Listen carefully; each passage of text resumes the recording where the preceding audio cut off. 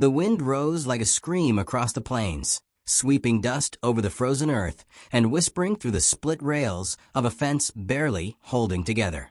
Snow didn't come heavy in this part of Texas, but that morning it had crept in, thin as ash, mean as sorrow. The woman leaned against the doorframe, eyes narrowed against the gale, shotgun in hand not for show, but for necessity. She hadn't seen another soul in 5 days, and she liked it that way. The house was a tired thing. One room with a hearth and the bones of a past life in every corner. A broken clock. A child's shawl folded too neatly. A man's boots no longer worn.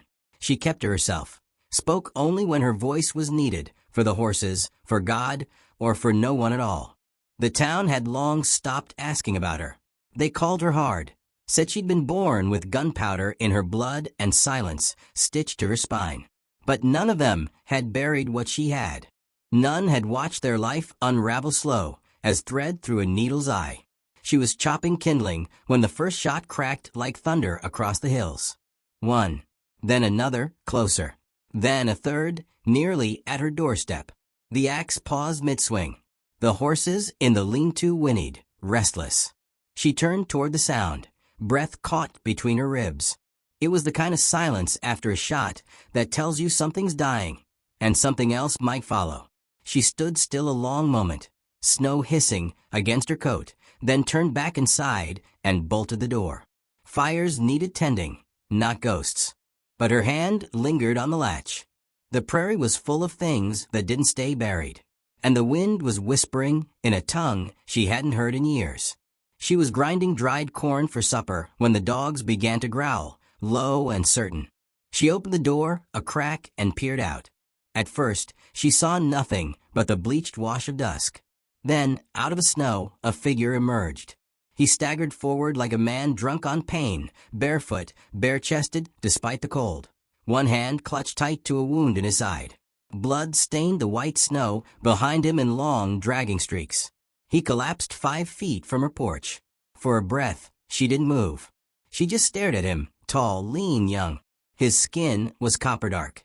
His hair braided tight, with feathers clinging to the ends. A Comanche. Her pulse quickened. Her first instinct was to slam the door and let the cold do what bullets hadn't. He was the kind of man the town had always warned about. The kind of man whose presence could burn a life down. But something in her wouldn't let her move. Maybe it was the way his eyes searched for her, not with hate or fear, but with a kind of weariness that comes when a man's already made peace with death. She stepped out into the cold, knelt beside him. His skin was burning under the snow. His breath rattled like broken glass. The blood from his side was thick, black-red, already clotting. The bullet hadn't killed him yet, but it wasn't for lack of trying. "You speak English?" she asked. His eyelids flickered. He didn't answer. She looked over her shoulder. Nothing but flat white emptiness stretching out toward the hills. If there were riders behind him, they weren't far. And if they caught her with him, it'd be her neck too. She cursed under her breath, hoisted him by the shoulders. He groaned once, then went limp. Inside, she laid him by the hearth and stripped the coat off his shoulders. The bullet was buried deep in the muscle. She poured whiskey into the wound, and he jerked upright with a sharp gasp. His eyes locked on hers, wild, alert. "You'll live," she muttered, "unless you bleed out on my floor." He tried to speak, but only blood came. She held a rag to his mouth and sat beside him, waiting until the shivers stopped. The room was dim, shadows dancing up the walls. Outside, snow fell like dust over a grave. She stayed up all night with him, tending the fire, changing the bandage. Her rifle never more than an arm's length away. She didn't sleep. She didn't blink. She just watched. By morning, the snow had stopped, and so had the wind. The land held its breath. She had just stepped outside to check the water barrel when the horses spooked again.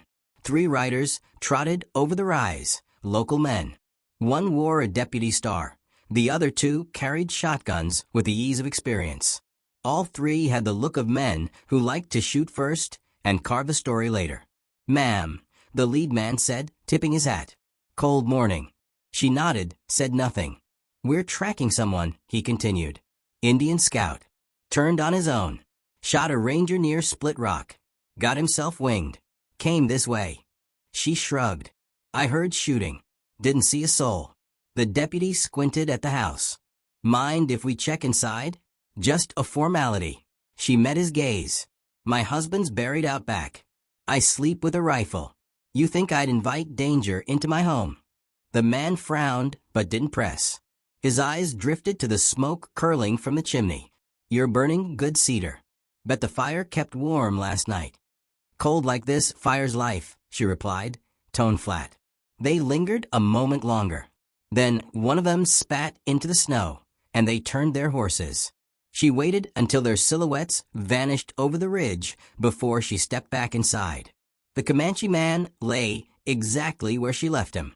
His eyes were open now, dark and sharp. He looked at her not with gratitude, but with a kind of exhausted defiance.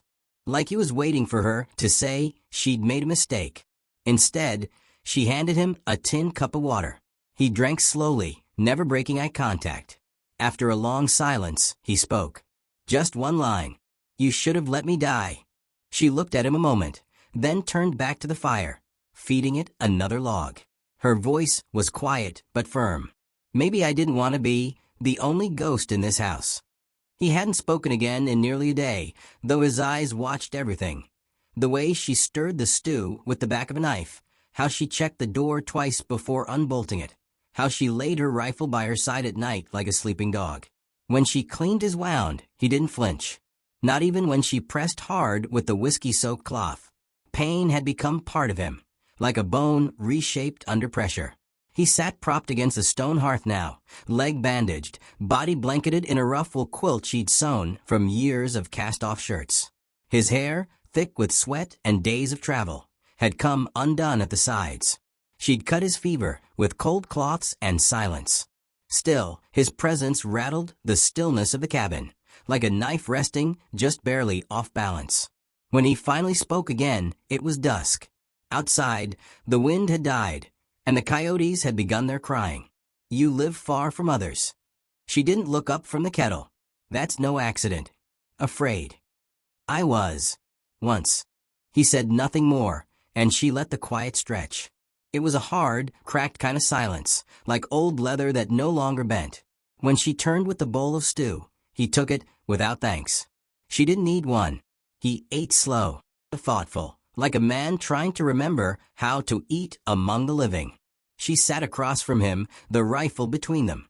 Not out of distrust, it was just where it always sat. What's your name? She asked. He hesitated. Then, they call me Two Moons. Your real name. He gave a small, grim smile. What I was born with, no one speaks. What I earned, I buried. She understood more than he realized. Why were they chasing you? He took a long breath. I knew the trail they rode. I scouted it. But I turned back before the ambush. Warned a settler family instead. My uncle led the war party. He says I chose their blood over ours. You saved lives. Not in their eyes. The kettle hissed, steam ghosting up into the rafters. She stirred it out of habit. And the ranger they say you shot. I didn't shoot him. A pause. I only watched him die. He looked down into the bowl. His fingers trembled for just a second before he gripped the sides tighter. I thought I could walk both roads, he said quietly. Now both want me dead. She looked at him then, not as a stranger, not as the man she'd pulled bleeding from the snow, but as someone who carried a fracture like her own. A wound not just of flesh, but of purpose. You ever kill anyone? He asked. She didn't answer right away. The question wasn't meant to accuse, only to measure the shape of her shadow. One, she said. He waited, but she offered no more. Later that night, she stepped outside with a lantern kneading the sky. The stars were brittle and sharp. The prairie breathed low and wide. She felt small under it, but not invisible. Inside, she knew he was still awake, watching the fire like it could tell him something. She understood that too. Fire always looked like it knew the future. It just never shared. In the morning, the frost clung to the windows and her bones. She opened the door to fetch water from the barrel and froze mid-step. Tracks. Boot prints in the half-melted snow. 3 men. Deep impressions. One with a limp. They'd come close to the porch, close enough to see through the windows, but not to knock. She scanned the horizon. Nothing but golden grass bent under wind and distance. When she returned inside, he was already sitting up, watching her. "They were here last night," she said. He nodded. "They'll be back." That evening, he brought out a small bundle from beneath the quilt, wrapped in oilskin. Inside, a single sheet of paper, torn at the edges, folded into careful quarters. A charcoal drawing. A woman holding a child, both smiling. The lines were simple but precise, drawn with love, not skill. "My sister," he said. "And her boy." What happened? Settlers came through near San Saba, took their land, burned what they couldn't keep, said they were fighting raiders. "And you?" "I buried them." Her throat tightened. She handed the drawing back. He didn't take it. "You keep it," he said. "I won't carry it anymore."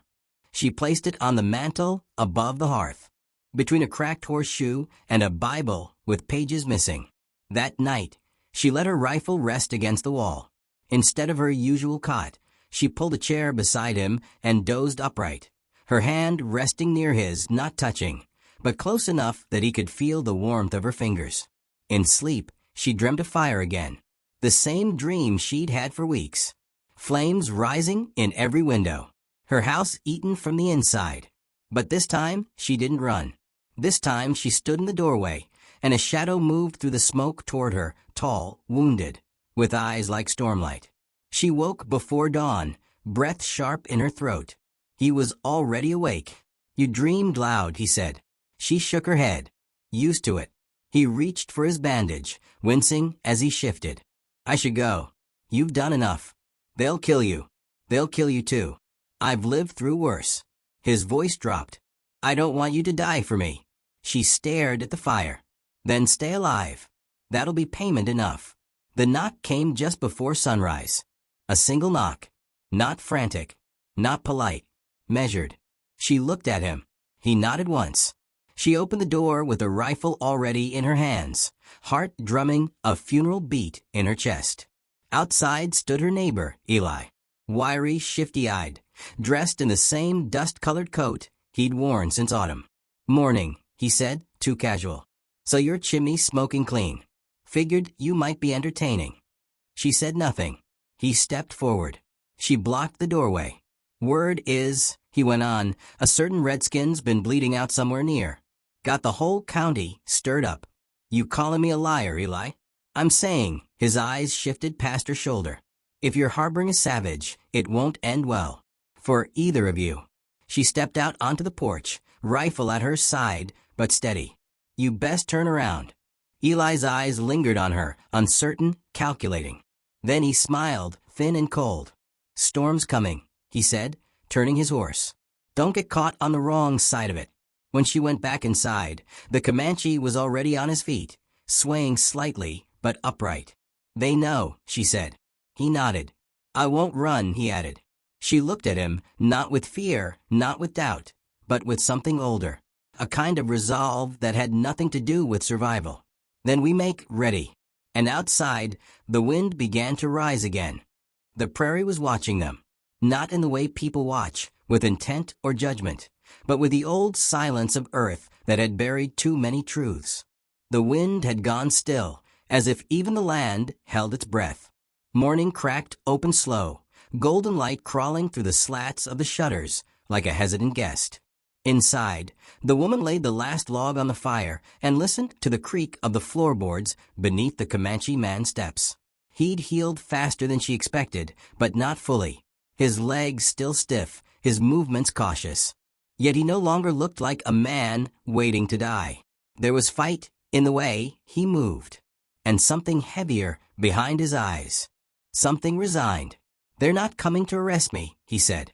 She looked up from her rifle, which she was oiling with an old rag. "You don't arrest the dead." He nodded once. "Then I need to face them. My people." "You think they'll spare you?" "No," he said, voice even. "But I need to try." She tightened the rifle's latch and set it down. "You step out there alone, you'll give them what they came for." His eyes met hers, steady as stone. "Then maybe that's the only way to end this." No, she said sharp now. You don't get to choose death just because it's easier than living with what's left. A pause. His gaze dropped to the floor. I betrayed no one, he murmured. But they won't care. That's not what I mean, she said softer. You're still here. And that means you matter to someone, even if it's just me. He said nothing for a long while. The fire cracked, a knot in the log bursting with a hiss. His hand moved to the edge of the mantel, where the drawing still sat. He touched the corner with a kind of reverence, then let his hand fall away. When I was a boy, he said, my mother told me the land remembers everything. Blood, bones, lies. It takes them in, but it doesn't forget. The woman nodded slowly. Then we make it remember something else. They spent the day preparing without speaking much. She carried extra water to the horses, stacked fresh logs by the hearth, swept out the corners of the room like she was brushing out the ghosts. He cleaned the knife he carried tucked into his boot, tested the grip of a pistol that hadn't seen daylight in weeks. By sundown, the first silhouette appeared over the ridge. A single rider, dark against the amber sky. Then another. Then 5 more. All silent. No war cries, no threats. Just a stillness that scraped like iron against the nerves. She stepped out onto the porch with her rifle, chin high. Her heart beat slow, heavy. She wasn't afraid. Not anymore. She was something else, something colder and clearer than fear. He came to stand beside her, limping slightly. His hair was tied back with leather cord. His face unreadable. They're waiting for me, he said. They won't come forward unless I do. Then don't, she said. But he stepped down from the porch anyway. He walked barefoot across the frost-bitten grass, no weapon in hand, only his shadow dragging behind him like a rope. The warriors did not move. Their faces were painted, stoic. One held a bow, another a curved blade. The rest watched like stone. Then one of them stepped forward, older, broader across the shoulders, eyes filled with a cold fire. The wounded man dropped to one knee before him. In Comanche, he spoke words she could not understand, but the tone told her everything. Regret, defiance, peace offered, not begged. The older man answered with words like thunder. And then silence. The younger warrior, his brother, she guessed, stepped forward, blade drawn. Her hand went to her rifle, but the Comanche did not flinch. He stood, arms wide, inviting a blow. No, she breathed. The younger warrior hesitated, blade trembling. Then he shouted something sharp and guttural. The old man raised his hand, barked a single command. The warrior dropped his blade. Then a second gunshot rang out, not from the Comanche, not from the warriors, but from the far hill. She spun, rifle up. 3 riders approached fast, Eli and his men. Step aside. Eli barked. We'll finish what y'all couldn't. The Comanche turned, limping toward the porch as the woman raised her rifle. The warriors fanned out like shadows, silent but ready. You bring war to my land, Eli, and I promise you won't walk away, she called. You're protecting a savage, Eli spat. That makes you one of them. I'm protecting what's mine. Another shot rang out, grazing the porch beam. Then the air was full of shouting. Horses, steel. Eli's men charged, reckless. The warriors moved like wind, silent and brutal. One arrow thudded into a horse. Another found a rider's leg. In the chaos, the Comanche reached for the woman, pulling her behind the doorway. I won't let them kill you, he said. And I won't lose you, she snapped. The fight was over in moments. One of Eli's men was on the ground, moaning. Eli, bloodied, crawled backward toward his horse. He didn't mount. He fled on foot, stumbling over rocks.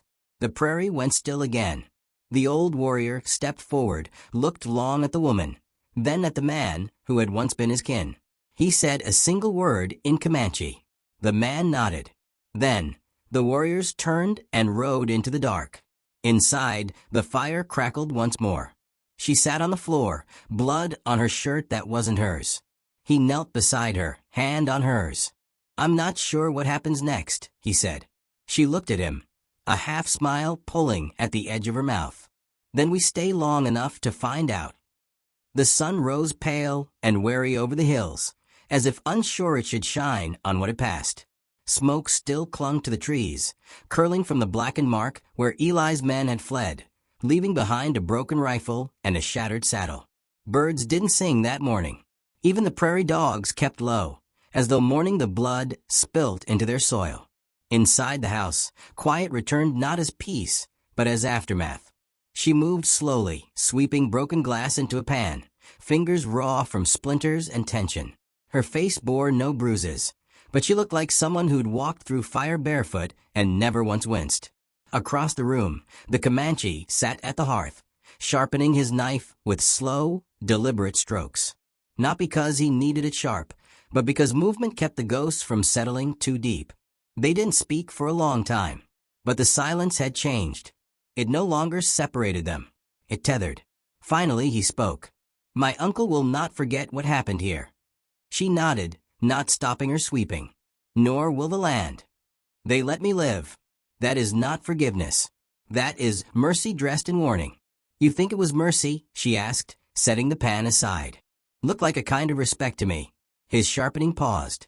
"They respect pain. Mine. Yours. This place." She sat across from him. "What will you do?" He looked into the fire, where embers pulsed like the slow heartbeat of the earth. "Can't go back to them.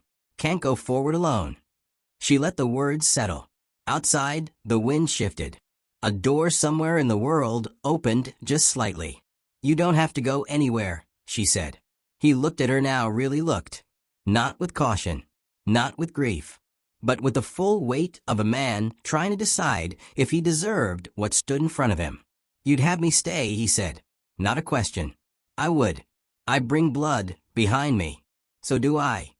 I carry grief like a stone in my gut. I've got room for one more stone." His lips twitched, almost a smile. But his eyes were solemn. "This land, it don't take kindly to people like us." "No," she said. "But it don't get to choose." The door creaked on its hinges as she opened it, letting in the full breath of morning. The horizon looked different now. Not safer, just wider. He stood and limped to the porch, the cane she'd carved for him tapping softly on the wood. The fields spread out before them in winter stubble, brittle and brown, but not dead. Not quite. "Storm season's coming," he said. "Always is." He turned to her. "I could build a lean-to on the south end. Horses need better shelter if I'm staying." She stepped beside him. "We'll need more fence, too." "We." She looked up at him, sun catching the gray in her hair. "We." He let out a breath that sounded like something released after years of holding tight. Then he nodded. They worked side by side for days after that. He mended the barn roof. She set snares near the creek. The rhythm of survival became less about fear and more about forward motion. At night, they sat on the porch together, sometimes in silence, sometimes trading stories they didn't tell anyone else. He told her how his mother used to sing to the stars when she thought no one listened. She told him about the day she lost her child before it ever had a name. Neither story was meant to fix anything. They were meant to be heard. One evening, as the last light slipped behind the hills, he handed her something. A small totem carved from bone, painted with a sunburst symbol. "It's for protection," he said. "For this place. For you." She traced its edge with her thumb. "And you?" He tilted his head.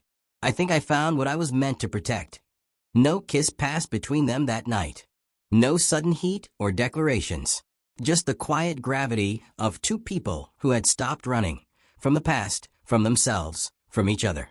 In the months that followed, strangers passed through the territory, as they always did.